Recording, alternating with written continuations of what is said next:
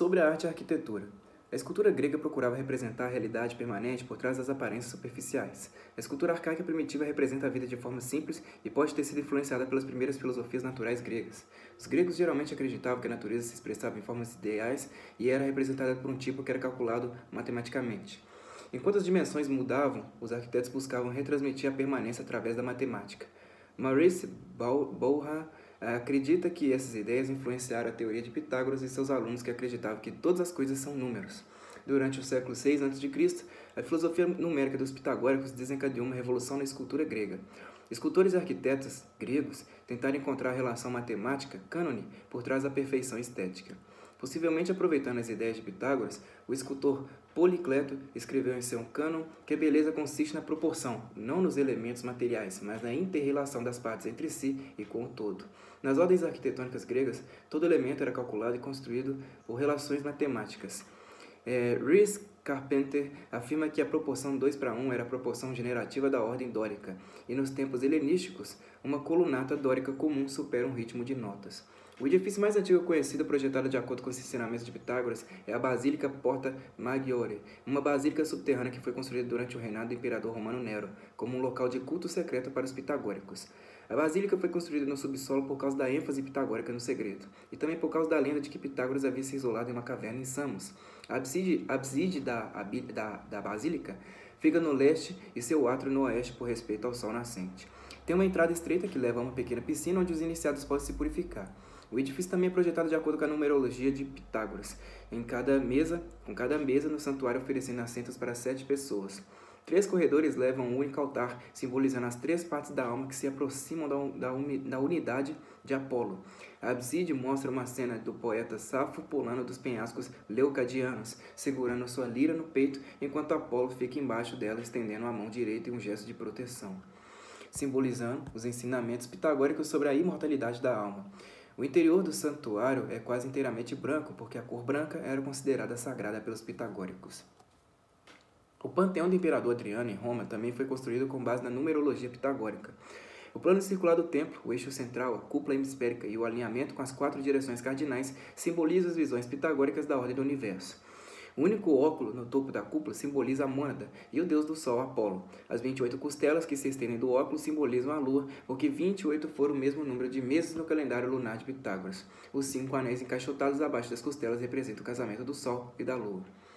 No início do cristianismo, Pitágoras, Eusébio, 260-340 d.C., bispo da Cesareia, elogia Pitágoras em seu livro Contra Hierocles, por seu domínio do silêncio, sua frugalidade, sua moral extraordinária e seus sábios ensinamentos.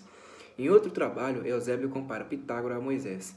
Em uma de suas cartas, o padre da igreja Jerônimo, 347 a 420 d.C., elogia Pitágoras por sua sabedoria, e em outra carta, ele acredita Pitágoras por sua crença na imortalidade da alma, a qual ele sugere que os cristãos herdaram dele.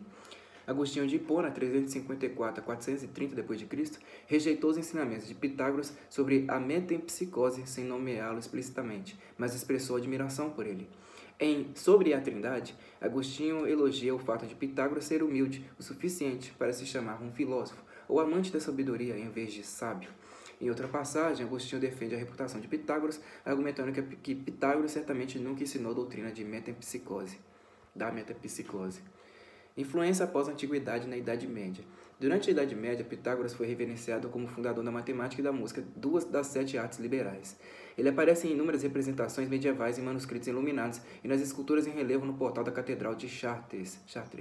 O Timeu foi o único diálogo de Platão a sobreviver na tradução latina na Europa Ocidental, que levou Guilherme de Conches, 1080 a 1160, a declarar que Platão era pitagórico. Na década de 1430, o frade camaldolense Ambrose Traversari traduziu o Vidas e Doutrinas dos Filósofos Ilustres de Diógenes Laércio do grego para o latim. E na década de 1460, o filósofo Marcílio Ficino traduziu também as Vidas de Pitágoras, de Porfírio e de Jámblico, permitindo assim que eles fossem lidos e estudados por acadêmicos ocidentais. Em 1494, o estudioso neopitagórico grego Constantino publicou Os Versos de Ouro de Pitágoras, traduzidos para o latim com uma edição impressa de seu Gramática, levando-os a uma audiência generalizada. Em 1499, ele publicou a primeira biografia renascentista de Pitágoras, publicada aí numa obra em Messina, na sua obra aí publicada em Messina. Na ciência moderna, em seu prefácio ao livro A Revolução das Esferas Celestiais, 1543, Nicolau Copérnico cita vários pitagóricos como as influências mais importantes no desenvolvimento de seu modelo heliocêntrico do universo, omitindo deliberadamente a menção de Aristarco de Samos, um astrônomo não pitagórico que havia desenvolvido um modelo totalmente heliocêntrico no século IV a.C., em um esforço para retratar seu modelo como fundamentalmente pitagórico. Johannes Kepler considerava-se um pitagórico. Ele acreditava na doutrina pitagórica da música universal e foi sua busca pelas equações matemáticas por trás dessa doutrina que levou à descoberta das leis do movimento planetário. Kepler intitulou seu livro sobre o assunto, Harmônicas do Mundo, em homenagem aos ensinamentos pitagóricos que o inspiraram. Perto da conclusão do livro, Kepler descreve-se adormecendo ao som da música celestial, aquecido por ter bebido um gole generoso do copo de Pitágoras. Isaac Newton acreditava firmemente no ensino pitagórico da harmonia e ordem matemática do universo. Embora Newton fosse notório por raramente dar crédito a outras pessoas por suas descobertas, ele atribuiu a descoberta da lei da gravitação universal a Pitágoras. Albert Einstein acreditava que um cientista também pode ser um platônico ou um pitagórico, na medida em que considera o ponto de vista da simplicidade lógica como uma ferramenta indispensável e eficaz de sua pesquisa. O filósofo inglês Alfred North Whitehead argumentou que, de certo modo, Platão e Pitágoras estão mais próximos da ciência física moderna do que Aristóteles. Os dois primeiros eram matemáticos, enquanto Aristóteles era filho de um médico. Por essa medida, Whitehead declarou que Einstein e outros cientistas modernos como eles estão seguindo a pura tradição pitagórica. Sobre o vegetarianismo. Um retrato ficcional de Pitágoras aparece no livro 15º de Metamorfoses de Ovídio, em que ele faz um discurso implorando seus seguidores a aderir a uma dieta estritamente vegetariana. Foi através da tradução inglesa de Arthur Golding, em 1567, das Metamorfoses de Ovídio, que Pitágoras foi melhor conhecido pelos falantes de inglês durante o início do período moderno. O Progresso da Alma de John Donne discute as implicações das doutrinas expostas no discurso, e Miguel de Montaigne citou o discurso pelo menos 3 vezes em seu tratado da crueldade para expressar suas objeções morais contra os maus tratos a animais. William Shakespeare faz referência ao discurso em sua peça O Mercador de Venise. John Dryden, inclui uma tradução da cena com Pitágoras em sua obra de 1700. E a fábula de John Gay, em 1726, Pitágoras e o Camponês, reitera seus principais temas ligando o carnivorismo à tirania. Lord Chesterfield registra que sua conversão ao vegetarianismo foi motivada pela leitura do discurso de Pitágoras nas Metamorfoses de Ovídio. Até a palavra vegetarianismo ser cunhada na década de 1840, os vegetarianos eram referidos em inglês como pitagóricos. Percy Shelley escreveu uma ode intitulada A Dieta Pitagórica e Tolstói adotou a dieta pitagórica também.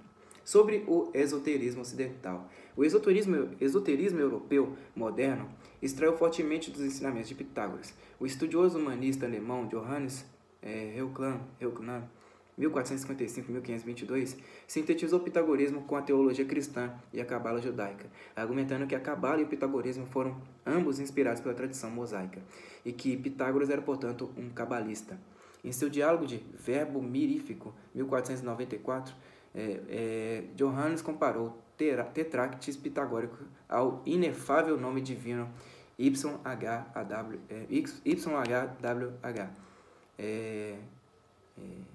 Yeshua, atribuindo a cada uma das 4 letras do tetragramaton um significado simbólico segundo os ensinamentos místicos de Pitágoras.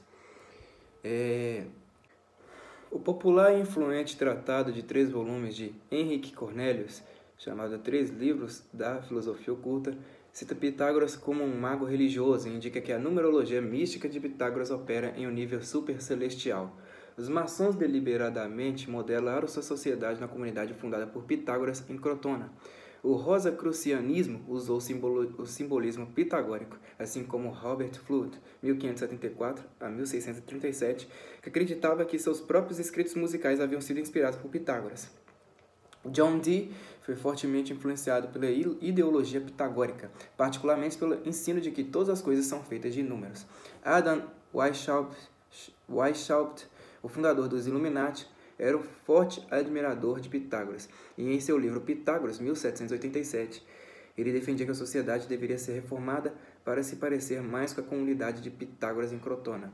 Mozart incorporou o simbolismo maçônico e pitagórico em sua ópera, A Flauta Mágica. Sylvain Marechal, em sua biografia de 6 volumes de 1799, As Viagens de Pitágoras, declarou que todos os revolucionários em todos os períodos de tempo são os herdeiros de Pitágoras. Na literatura, Dante Alighieri era fascinado pela numerologia pitagórica e baseava suas descrições do inferno, purgatório e céu em números pitagóricos.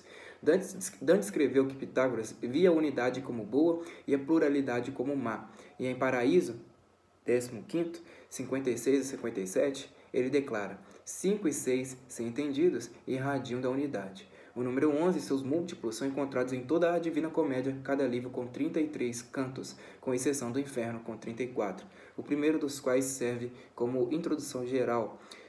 Dante descreve as 9ª e 10ª Bougias no 8º círculo do Inferno, como sendo 22 milhas e 11 milhas respectivamente, o que corresponde à fração de 22/7, que foi a aproximação de Pitágoras de π. Inferno, purgatório e céu são todos descritos como circulares, e Dante compara a maravilha da majestade de Deus ao quebra-cabeça matemático de quadratura do círculo. O número 3 também apresenta destaque. A Divina Comédia tem 3 partes, e Beatriz está associada ao número 9, que é igual a 3 vezes 3. Os transcendentalistas leram as antigas vidas de Pitágoras como guias sobre como viver uma vida modelo. Henry David foi impactado pelas tradições de Thomas Taylor, da vida de Pitágoras de Jámblico e dos ditados pitagóricos de Estobel, e seus pontos de vista sobre a natureza podem ter sido influenciados pela ideia pitagórica de imagens correspondentes a arquétipos. O ensino pitagórico da música universal é um tema recorrente em toda a magnum opus de Henry David Walden.